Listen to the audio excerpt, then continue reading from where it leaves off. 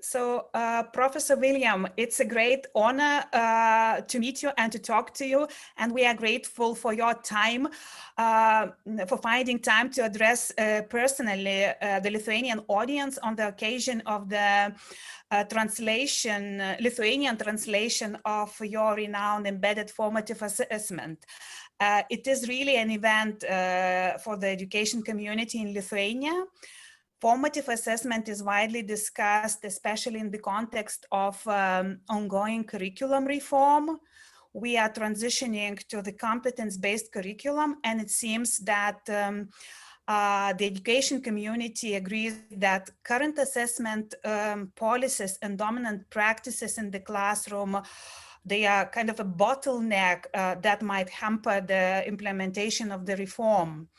And we believe that formative assessment should become the important part of our curriculum reform. And we hope that your book will help Lithuanian teachers to understand better what is behind formative assessment, what are the steps that need to be taken in order to introduce formative assessment in the classroom. And embedded assessment, formative assessment, seems to be one of the most appreciated books for educators that has retained its, well, popularity since its first publication in 2012, if I remember well, right? I'm not sure how many copies are sold and into how many languages it is translated, but I believe that billions of copies are read across the world. So what is your opinion? Why the book holds the leading position in educational literature for almost a decade? And how could Lithuanian teachers benefit from reading these books? What do you think about that? Can you share your views, your ideas on this work that you have done, so successful work? I think there are several reasons why the book has been so well received by teachers. The first is that it's the product of a long period of development. So Paul Black and I had been working on formative assessment separately and together for at least 20 years before I actually wrote that book. So we've been trying to get the ideas clear in our own minds. I had been presenting talks to teachers about the work on formative assessment that Paul Black and I did for 15 years. And so in a way, the book was just the development of the presentations that I've been making to teachers over many years. So that's one reason. A second reason, I think, is that Paul Black and I have been quite unusual in that we are professors in a university where we are measured by how many publications we have in high status journals. But we thought that wasn't enough. We thought we should also communicate to teachers. So for the last 25 years, I have been trying to write for an academic audience, but then also to write for teachers in a way that makes sense to them. And I think that one of the reasons I've been reasonably successful at that is because I myself had been a school teacher. So I don't think the book would have been as good if I had never actually taught in schools, if I didn't know what it was like to teach. So I think that the second reason is that it's relevant to teachers. The third is that my take on formative assessment addresses teachers' daily concerns. So in other countries, a formative assessment is a formal thing that teachers are told they have to give to their students every 6 to 10 weeks. And that seems like a bureaucratic imposition. What I'm saying is we need to use assessment as part of teaching. Teachers may not like administrators saying you have to give these students these tests, but every teacher I've ever met knows it's part of their job to find out whether your students learned what you just taught them. So I think the third reason for its success was that it goes with the grain of teachers' work, if you like. It fits into the things that teachers already do and helps them do it just a little bit better. Okay, thank you very much. And formative assessment is regarded as a promising approach for helping teachers to make evidence-based decisions to improve students' learning. But many researchers admit that that however promising the vision of formative assessment is, the reality is difficult to achieve. In reality, formative assessment. And what do you think, what are the obstacles that make implementation of formative assessment quite a challenge for teachers in all the countries? Are there something universal that you can identify? I think there are several problems with many of the ways in which teachers have been told to implement formative assessment. So I regard most of the failures as being simply they didn't do formative assessment properly. So in some cases, teachers are told to give their students these tests every 6 to 10 weeks, and those are called formative assessments. But the results don't arrive for a few days or maybe even a week. And then by that time, the teaching has moved on so that they're irrelevant to teachers' work. And a lot of these approaches to formative assessment have not really understood that when you change what teachers do in classrooms, it's different from giving teachers new knowledge. So most people who've been trying to implement formative assessment have been trying to tell teachers what to do, but giving teachers no support in actually doing it in the classroom. So the other reason that I think we've been successful, and we have been very successful, I'll talk about that in a minute. The reason we've been successful, I think, is that we've realized that helping teachers change what they do in their classrooms is not telling them stuff, it's helping them change habits. The expertise that good teachers have is more like the ability to ride a bicycle than the ability to solve an equation. I can explain to you how to solve an equation. I cannot explain to you how to ride a bicycle. And that's why our work has been always a partnership with teachers, suggesting useful ideas that may be profitable for them to explore, but understanding that every teacher will have to take this on in their own way. And the good news is, a randomized controlled trial involving 140 high schools in England found that just giving teachers 75 minutes once a month to work with their colleagues on improving their formative assessment practice improved student learning by 25%. So over the last 2 years of high school in England, students made 25% more progress where their teachers were given time to work on developing their formative assessment practice. So we do know how to do this, but most of the people trying to do it are not doing it in the right way. So what would be your advice how to do formative assessment in a proper way? Do you have any advice for teachers Yes, who definitely. do not know anything about formative assessment? Can you share some ideas, some recommendations? Well, so the starting point is techniques. As we always say to teachers, different teachers teach in different ways. What works for one teacher will not work for another teacher. So finding out a technique that you would like to work with in your own teaching. So the idea is each teacher chooses what to work on. And for example, every teacher, when teaching, explains stuff to students, looks around, asks the students, does anybody have any questions? Nobody says anything. So the teacher says, okay. Sometimes the teacher asks a question. Students raise their hands.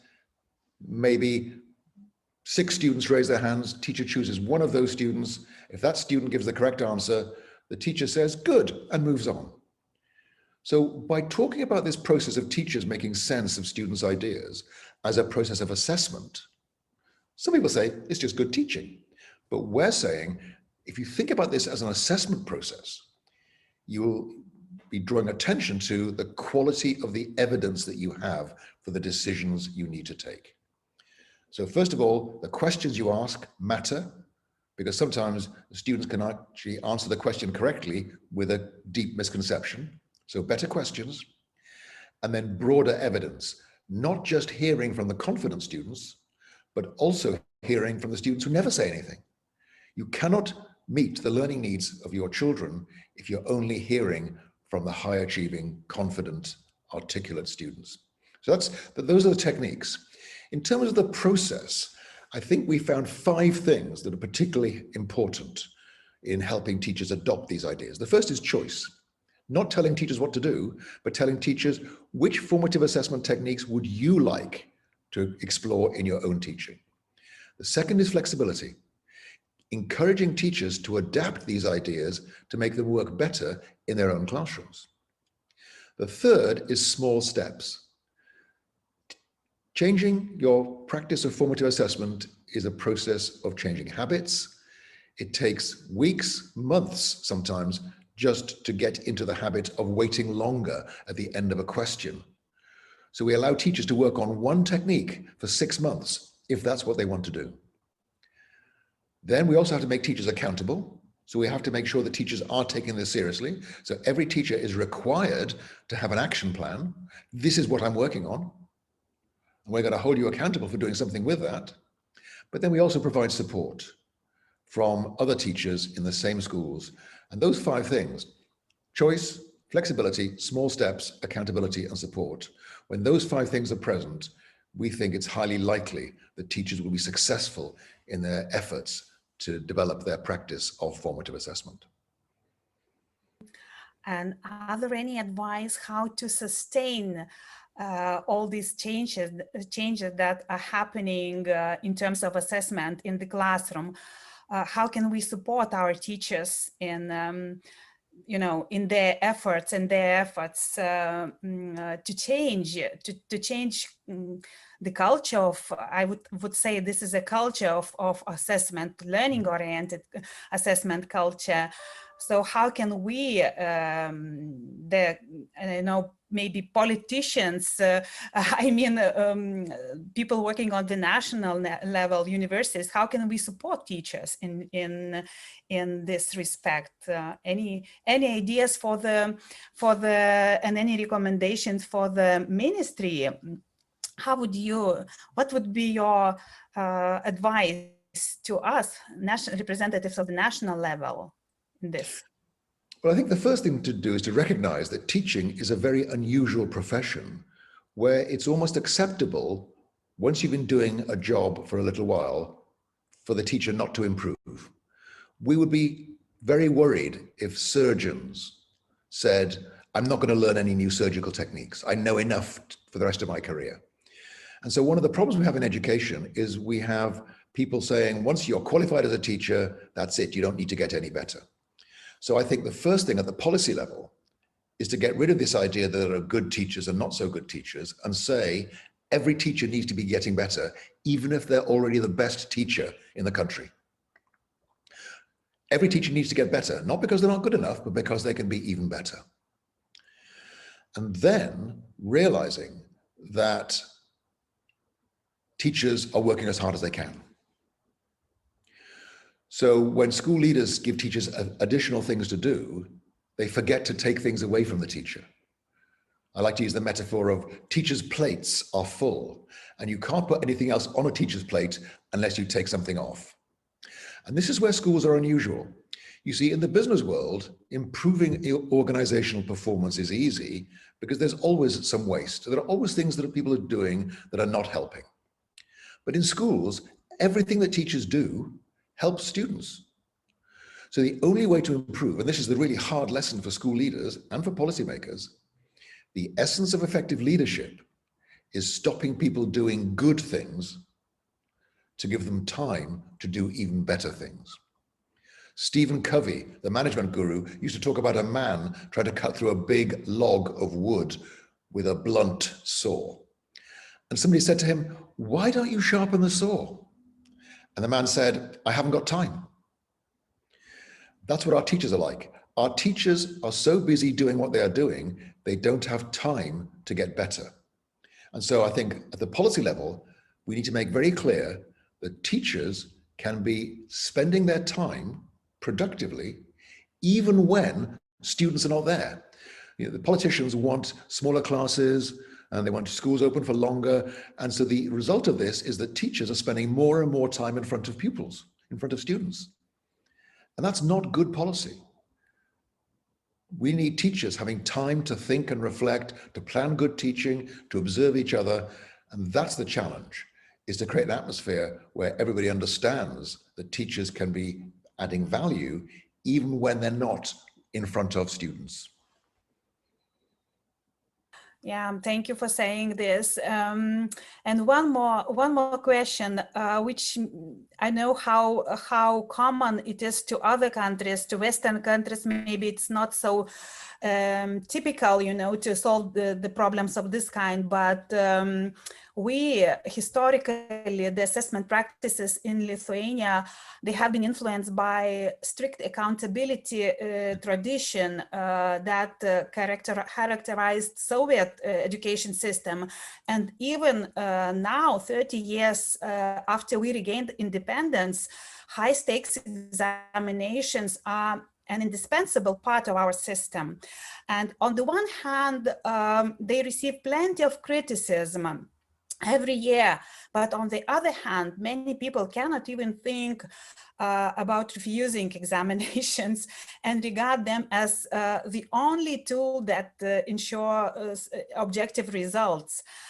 So why do you think people rely so much on examinations and find it difficult to believe that teachers' judgment about students' achievement could be both informative and reliable? And how can we increase the reliability of teacher judgment? What do you think about this?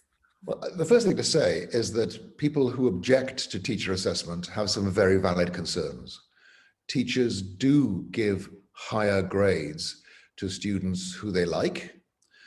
There's some recent research that teachers give lower grades to students who are overweight. There is bias in teacher judgments.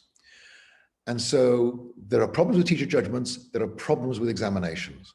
So for me, the solution is to find a way of combining these things. We do need some kind of assessment at the end of important periods of learning. And I think some kind of examination system is necessary.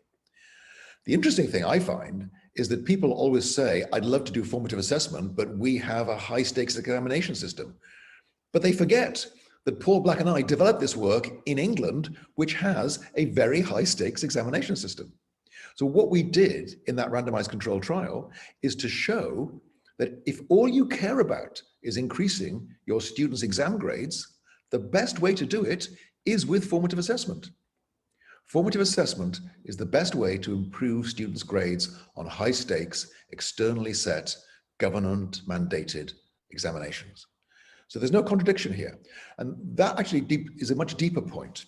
We could change the examination system. I could think of a system that I think would be better than the system in Lithuania or in England or in the United States. But that's irrelevant, because that's not going to help students right now, and it's not going to help teachers right now. So I'm very happy to give policy advice to governments about the designing of assessment systems, but that's a long-term change. What we need to be doing right now is helping teachers do a better job in the system they've got right now. And that's why Paul Black and I have always focused on what's happening in the classroom right now and actually helping teachers do what they want to do. Interestingly, formative assessment does not tell you what to teach. You have to decide what you want your students to learn. The way you sustain formative assessment is to get every teacher to realize that as long as they are reflecting on, what did I just do as a teacher? What did my students learn? As long as every teacher is focusing on the relationship between what they did and what they learned, then they can improve their practice. Assessment is the bridge between teaching and learning. It is only through assessing that we can find out whether what we just did as teachers produced the learning we hoped for. It's essential because, as David Ausubel, the American psychologist, said 50 years ago, the most important single factor influencing learning is what the learner already knows. Find that out and teach accordingly. The reason it's so hard is because what students learn is unpredictable. That's why every teacher needs to be using formative assessment all the time. It's the only way to find out what you should be doing next. Get better evidence. And that's the big idea of formative assessment. Better evidence leads to better decisions, and it leads to better learning. Yeah, thank you so much. Thank you for sharing your views with our education community. We hope your ideas will motivate our teachers to read the book and to start using formative assessment in the classroom. Thank you so much for sharing this with us. It was really...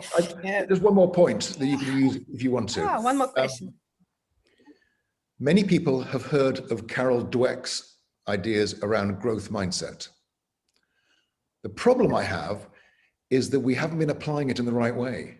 We've been applying it only to students. We need to start applying it to teachers. Every teacher needs to have a growth mindset, because if you don't think you can be a better teacher tomorrow than you were today, then when you fail, and we all fail as teachers because we have such high hopes for our students, but the teacher with a fixed mindset says, what can you expect from these students? And they blame the students. The teacher with a growth mindset says, what else can I try? And so actually, a growth mindset for teachers is the key to staying sane as a teacher and not becoming that bitter, twisted, unhappy person who blames the students for everything. So ultimately, having that growth mindset is the key to teachers' mental health. Thank you so much. And I see Agle has a question. Yes, just I wanted to ask you about this time, this new normality in which we live.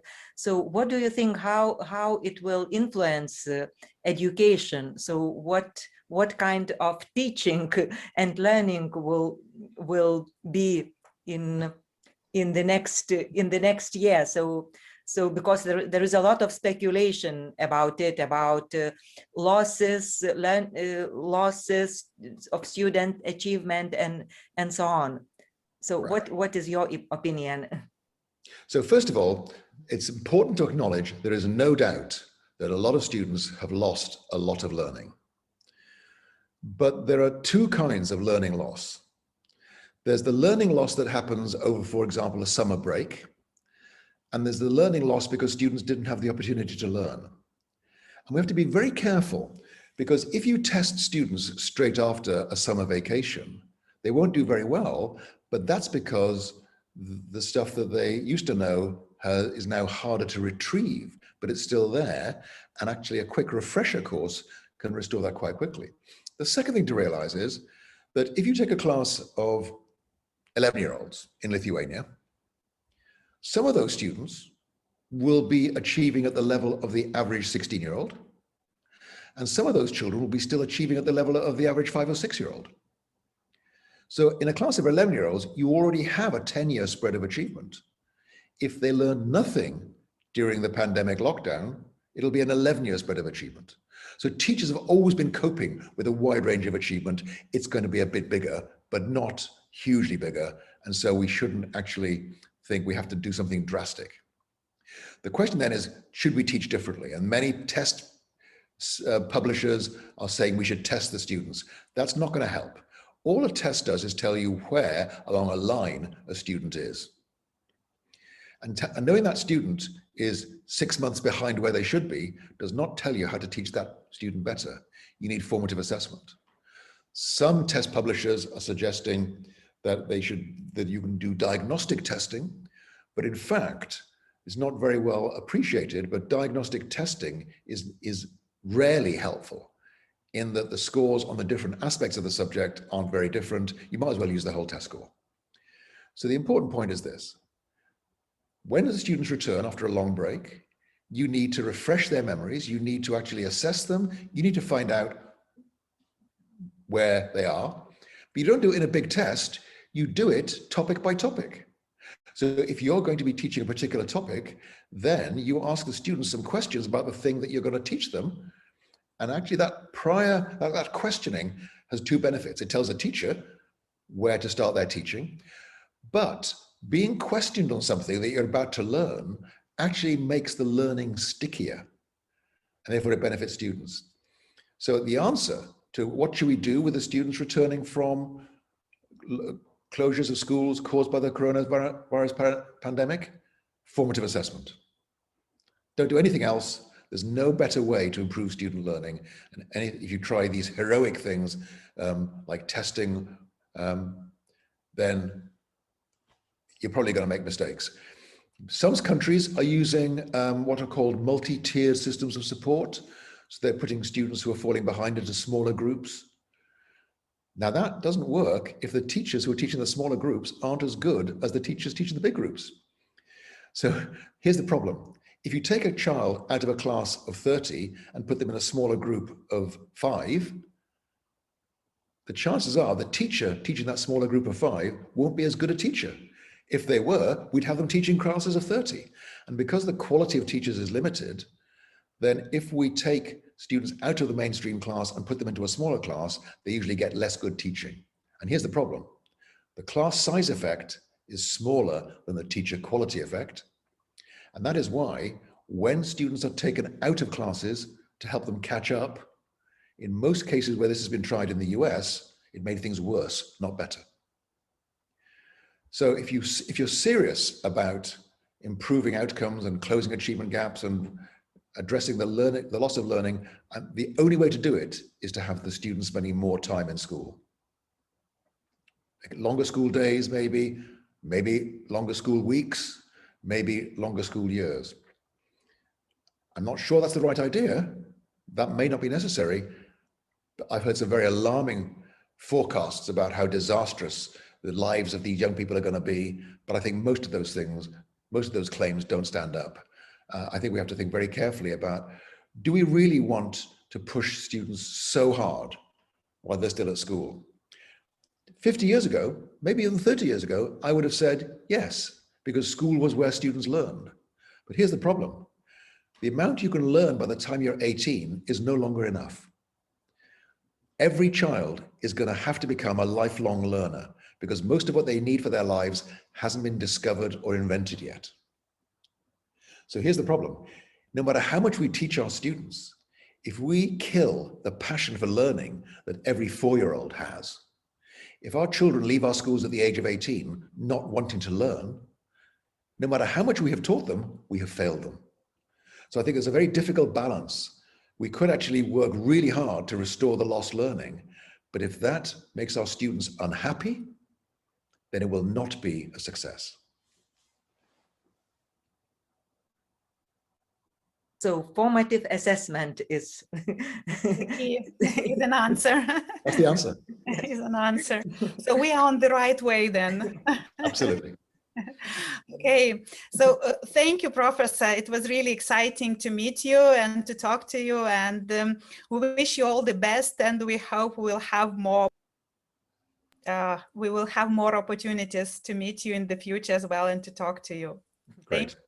You're very welcome. Thank you very much. And if Goodbye. I may ask you just to share some of the research you just mentioned about the bias of teacher assessment in the classroom, can you just indicate where can we find this data? I'm just for my research purposes looking for this kind of data as well.